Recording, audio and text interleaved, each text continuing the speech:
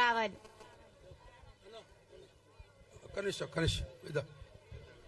మాట్లాడతావా? రావునండి, కాటా రావునా. మరి పుట్లం మీరు ఎవరైనా మాట్లాడతారమ్మా? The youth there.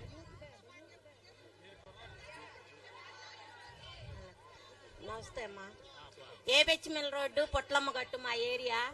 కానీ మాకు ఇబ్బంది ఏంటంటే నీళ్ళు ప్రాబ్లం. అసలుకి నీళ్లు ఇప్పుడు కాదు, 20 సంవత్సరాల కాడి నుంచి కూడా నీళ్ళు ప్రాబ్లం మాకు. నీళ్ళు ఎందుకమ్మా? సారా ఉంది కదా. ఏందంటే సారా ఉండేది. ప్రతి ఒక్కరు ఓట్లు కానీ వస్తారు, ఇదిగో పంపు ఇంటింటికి వేస్తాం అంటున్నారు. ఏమి అన్నా ఇంతమంది ఉన్నారే, లిక్కర్ షాపులు ఎలా ఉన్నాయి? లిక్కర్ షాప్ లో కనీసం డిజిటల్ పేమెంటే లేదట కదా, ఓన్లీ క్యాష్. ఎందుకని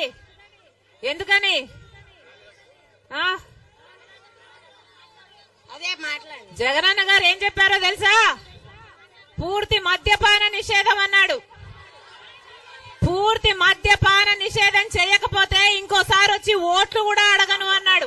చెప్పాలి. పూర్తి మద్యపాన నిషేధంలో పెడుతున్నాను, నాకు మేనిఫెస్టో భగవద్గీతతో సమానం అని చెప్పాడు. ఏమైంది? మద్యపాన నిషేధం అయిందా? మద్యపాన నిషేధం కాలేదు కదా. ఈ రోజు మద్యం అన్నది జగన్మోహన్ రెడ్డి గారు స్వయంగానే అమ్ముతున్నారు. ప్రభుత్వం అమ్మిందే కొనాలట కదా, వేరే బ్రాండ్లేమి లేవట. బూమ్ బూమ్,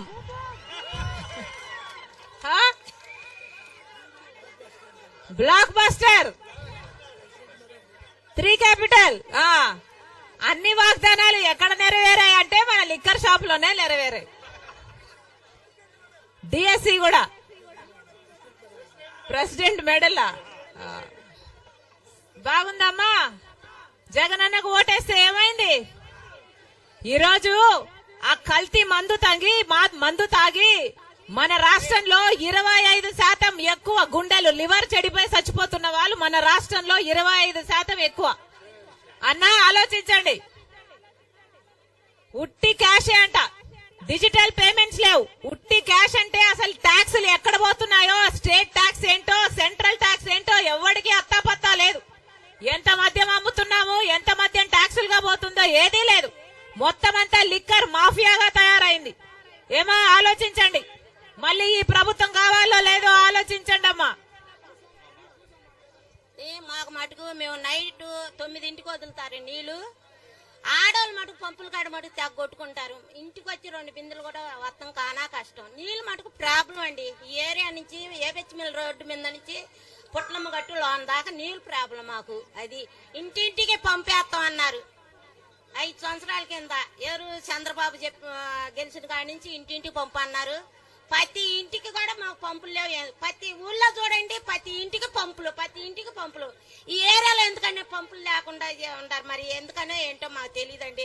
మాకు మటుకు ముఖ్యంగా మాకు నీళ్ళు ప్రాబ్లం ఈ ఏరియాలో. అదే అండి మా చిన్న